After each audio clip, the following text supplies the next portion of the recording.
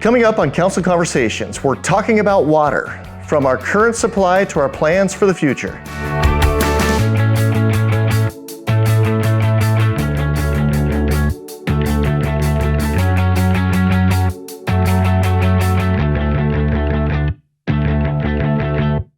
Hi, I'm District 6 Councilmember Chris Judd. Welcome to my Council Conversation Show.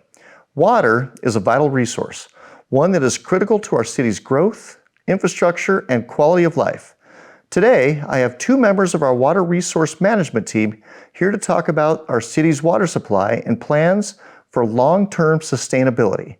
I have Director Michael Boule and Environmental and Resources Manager Amy Peterson.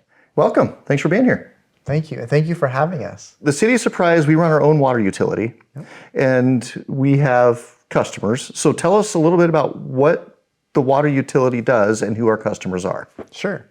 So Surprise is somewhat unique in the sense that we share our municipal boundaries with 11 other water providers. And the largest water provider currently in the city is EBCOR Water, and the City of Surprise is the second largest. And kind of a quick profile of what our utility provides. We provide water service to about 27,000 customers for water and about 77,000 customers for wastewater. And we do that with a department of about 102 full-time employees.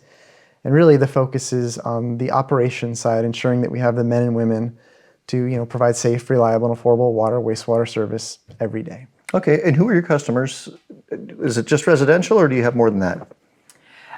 The majority of our customers is actually single-family residential homeowners. So about 96% of our customer base is single-family residential. Okay. And then about, the other 4% is made up of mostly commercial customers, homeowners associations, and a few industrial customers as well. Okay. And so to produce enough water for our customers, specifically or mostly residential customers, how many facilities do you have? So on the water side, we have about 22 groundwater wells that pump water to 7 of our water supply facilities. And so those water supply facilities are located strategically throughout the city in different pressure zones.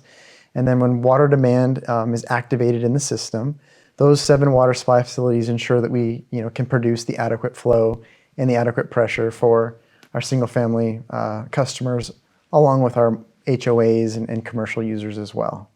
And so how does our water future look? What kind of things are we doing to protect our water future? And is our water future in any sort of immediate danger?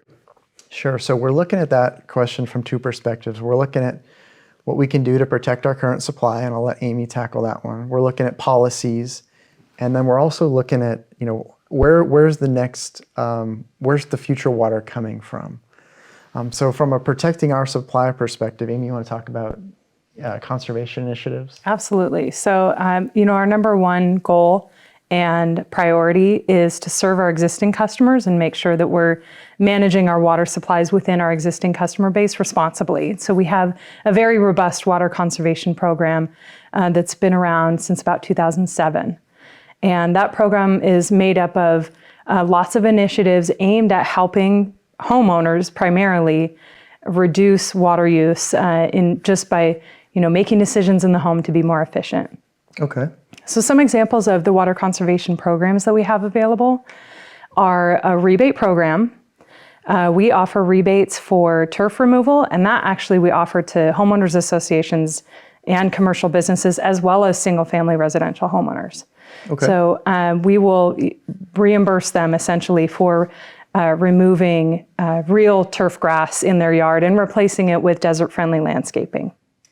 We also have a smart irrigation controller rebate, and we have a special rebate for individuals who purchase new builds that we will actually just give them $400 to put that towards a xeriscape friendly landscape in their yard.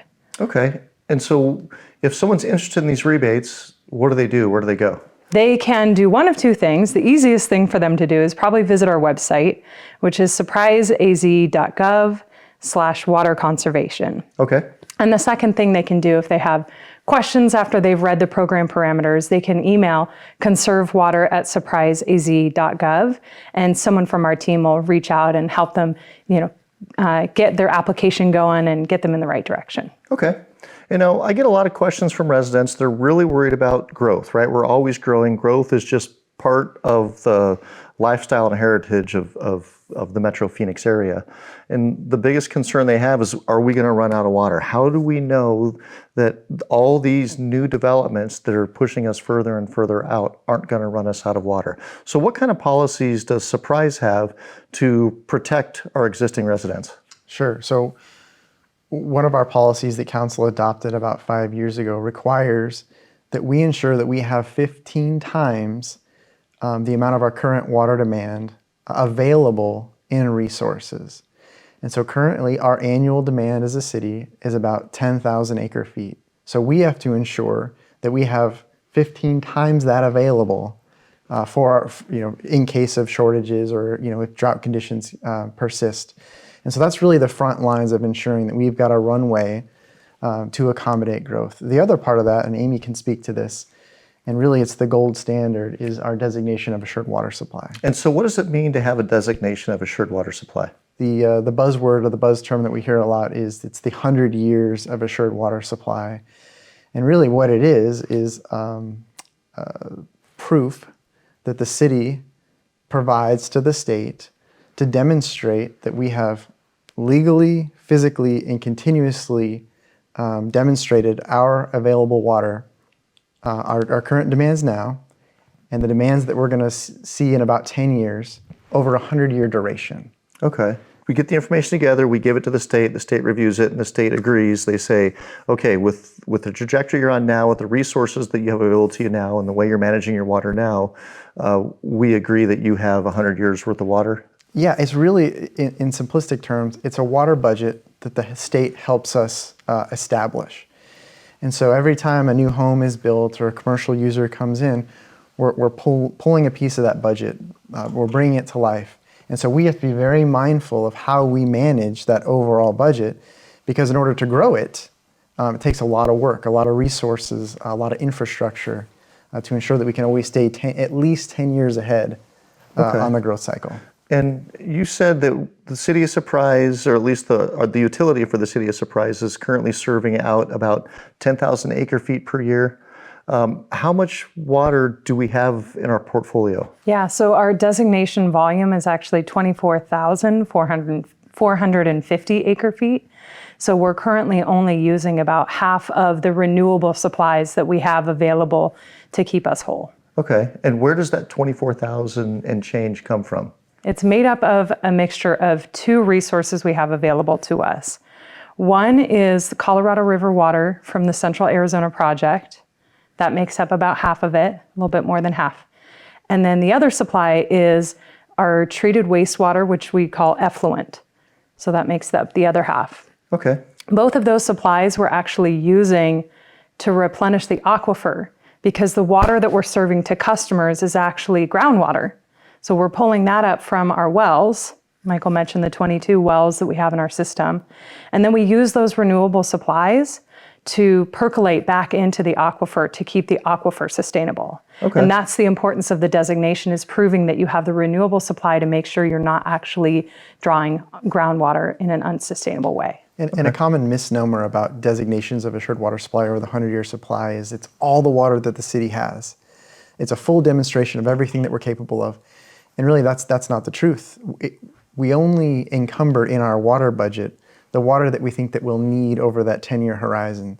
So behind the scenes, we're continuing to bank water and acquire water resources to put towards our next 10-year designation cycle. Okay. And I believe the City of Surprise, we have a policy well, I know that we have a policy of being sustainable with our water. And I've often heard from you that every gallon of water we take out of the ground, we have to put back in. Mm-hmm. And so this is where the water replenishment comes from. We're treating our wastewater, putting it in there. We have about 14,000 extra acre feet. How do you bank that? What's the process for banking that? So our CAP supply, we actually will order that water from the Colorado River. The CAP will deliver that water to one of their facilities where it'll be recharged in a very similar spreading basin that we would have at a wastewater plant. Okay. Right now we're sending all of our CAP supply to a recharge facility that's actually located in Surprise. And so that's done very intentionally to ensure that we're actually putting the water in the ground close to where we're taking it out, within our own boundaries. Okay. And with all the groundwater that we're taking and replacing, do we keep track of the groundwater levels? Yeah. Throughout our water system, we have 5 wells that we identify as our beacon wells. And so on a monthly basis, we're measuring from the land surface elevation to the top of the water surface elevation to ensure that the water in those wells isn't getting deeper or depleted or drawn down. And in each of those 5 beacon wells that are, again, scattered throughout the city, what we're finding is these recharge efforts that Amy mentioned are working. The water is getting shallower, and a lot of these wells have been in operation for over 20 years, and just the fact that they remain consistent is very positive and really demonstrates that local recharge is working. Well, and when you say getting shallower, you mean that the water is actually rising, coming Yes. closer to the surface? Exactly. Okay, yeah. well, that's great. So our water table is moving up. That's correct. Instead of down, which is what we all fear would be happening. So Right. up is good. Yep. And there's been a lot of conversation about the Colorado River shortages, and we're currently in a Tier 1 shortage. As you mentioned earlier, about 50% of our water comes from the Colorado River through the CAP. If our allocation from the CAP were to be cut, or from the Colorado River be cut by, say, 25%, what would that mean for us as a utility? Sure. Yeah. There's negotiations and conversations right now going on throughout the basin states or the states that rely on the Colorado River, and a reduction of each city or utility provider's allocation is highly likely as part of the outcome of those negotiations. And so what we're preparing for is, like you mentioned, a 25 to 30% reduction. And really how that affects us, it really affects the city's growth trajectory, because our biggest commitment is to current customers that we're serving today, and our committed customers. We can consider those like under construction customers. But really what it would require us to do immediately is figure out, okay, we won't have the ability to bank this groundwater for future groundwater withdrawals. So what does that mean? And really what that means is two things. One, we need to be very careful about how we grow. And number two, we really have to ramp up our efforts associated with replacement water to really firm up our supply. And so do we have plans? Do we have plans to acquire more water supply? Yeah, we have a couple things kind of in the works. So one of them is there's an effort being led by the Salt River Project to investigate the feasibility of raising Bartlett Lake Dam by about 100 feet. What that would do for the lake is help them restore some capacity that they've lost from the accumulation of sedimentation. But by raising it to 100 feet, they'll actually be able to create additional capacity that non-SRP customers like Surprise could possibly get some of that water that's coming through the Verde River system. Okay. So we're a partner on the feasibility study for that project, which means we're, contributing financially to the feasibility study, but we're also participating actively in all of their steering committee meetings to understand, the engineering of all that, and really to negotiate who's going to get how much of the slice of the pie from that supply. Okay. Are there any other places that we might be able to get water from anytime in the near future? Yeah, there's a big water project in the Harquahala Valley, which is just west of Tonopah. There's a very productive aquifer over there, and so they're in the final stages of permitting their ability to pump water from the Harquahala Valley into the CAP canal and then to be distributed. So we're actively doing our due diligence on that potential opportunity as well. And so does the canal go through Harquahala and then come over to this side of town? It would take quite a bit of pipeline to get to it. I think the farthest west that the CAP goes, correct me if I'm wrong, is probably Buckeye. Okay. And so, it's going to be some pipeline conveyances to get to the canal. And then there would be off-takers that would, that are connected to it from that perspective. As we're working on protecting our water supply and our future water supply, are there any updates we need to make to our water policy just to stay ahead of any upcoming problems, Yeah. potential problems? At home here locally, Amy and her team are working hard on ensuring that our ordinances are aligned with our goals and objectives for water conservation and really protecting that supply that's most important to us, which is the one that we own. And so Amy, you want to talk about some of those ordinance updates? Yeah, so actually we do currently have one of our water policies surrounding water acquisition. And within the water acquisition policy, we've identified the need to have development bring its own water supply. And that's kind of all that's described in the policy. And so we're working on an ordinance that would actually really spell out what would that actually look like. The ordinance is called the High Water User Ordinance. And it would be a new article within the water utility chapter of our ordinances that's actually targeted at very high water demand industries. So this would be very specific to new industrial customers that may have water demands that are so much higher than anything we serve today that it would significantly impact our portfolio. And if this ordinance goes into place, it would actually require those high water users to bring their own supply of water and convey it to the city, and then we would then serve them. Okay. We're also engaged at the legislative level as well, ensuring that what's going on in the development community as it relates to their quest to get resources really aligns with ours as well, and ensuring that some of the loopholes associated with groundwater pumping, doing what we can to alleviate that as well. As we're using our water and we're trying to find ways to use less water, what kind of conservation efforts do we have available to us? Great question. So we're working on a multitude of things to try and tackle our largest water users. So on one hand, we serve 96% of our customer base is residential. So a lot of our programs are really geared towards residential. And that includes the rebate program. And it also includes just a host of free landscape workshops that we offer over at our Water Education Center. And then we also manage a xeriscape garden here at City Hall to help demonstrate what your garden could look like if you're using xeriscape principles. And so where's the garden? The garden is located on the north side of our Civic Center campus, right on Paradise Lane next to the tennis center. Right next to the tennis center, okay. So on the other hand, we serve a lot of single-family customers, but they're not actually our largest water users. Our largest water users are the HOAs that they live in. Okay. There's lots of landscaping that they're providing for their communities, and that landscape uses a lot of water. So this past year, our conservation specialists developed a new program that is aimed at providing professional level certification for landscapers. And it's called the Qualified Water Efficient Landscaper Program, or QUEL for short. Okay. So we're encouraging all of the landscape professionals that do work in Surprise to take that course because we're currently offering it for free. Okay. And so it's a really low-cost way for them to learn, water-efficient irrigation practices that are industry acknowledged and industry supported. Okay.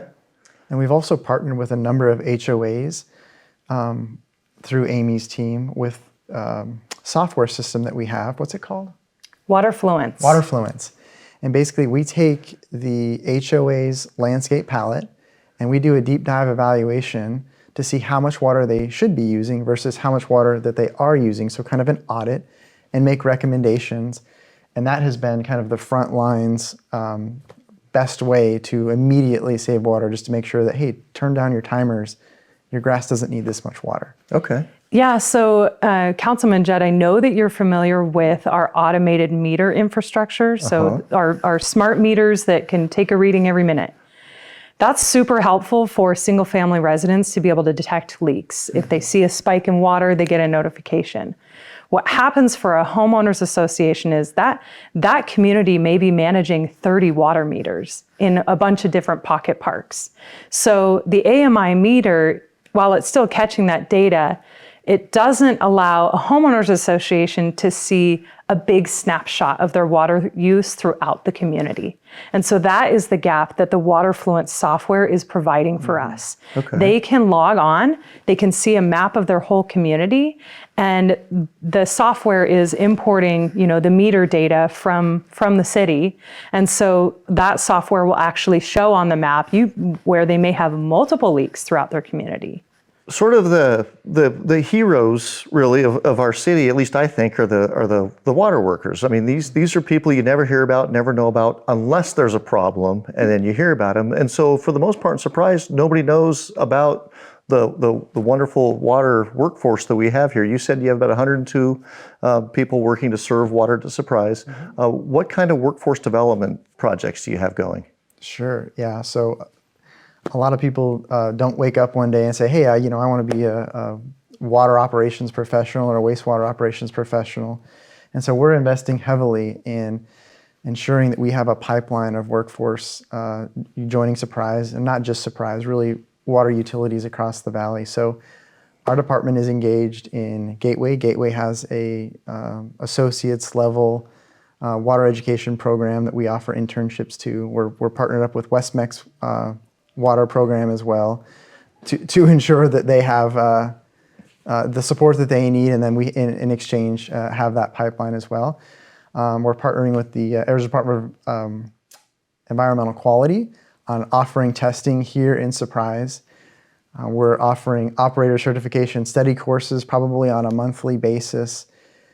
We're really just doing all that we can to remove the barriers to the industry, because once you're in this industry, I think Amy can attest to this, there's a really defined career ladder, and it's meaningful work that you're doing. And it's great paying jobs. I mean, the starting salary for most of the water workers is around $25 an hour or so. So it's a great way to go. And then I think, are there scholarships still available through Gateway? Yes. So the partnership that we have with Gateway offers Surprise residents 10 scholarships a year for their water technology program. And there's more information that can be found on the City of Surprise's website under the Water Resources tab. But yes, that's something hasn't really been taken full advantage of, and we love to promote the potential of providing a scholarship, and a scholarship that results in getting a job with the city immediately. Yeah, and it's a great job to have. There's benefits, there's job security. If you're working in the water industry, you're very much a needed profession. Yes, absolutely. You're not getting sent home when COVID hits. Right. And we weren't. Right. But there's actually quite a few of the current team members that started with Surprise as interns in the water department. Yeah. So the internships and the trainee positions that the department has created have really helped us continue to grow that pipeline and get folks in the door who don't have the minimum certification required yet to be the operator. So it's a way to kind of bridge that gap for us. Well, good. Excellent. You guys are doing great work. Thank you so much for being here, Michael and Amy. You're welcome. Thanks for having us. And thank you for joining us today. If you have questions or comments for me, I would love to hear from you. You can call or email me anytime. For updates on the latest city news and information, follow me on social media and sign up for my newsletter. Just visit my website for the links. Thanks for watching.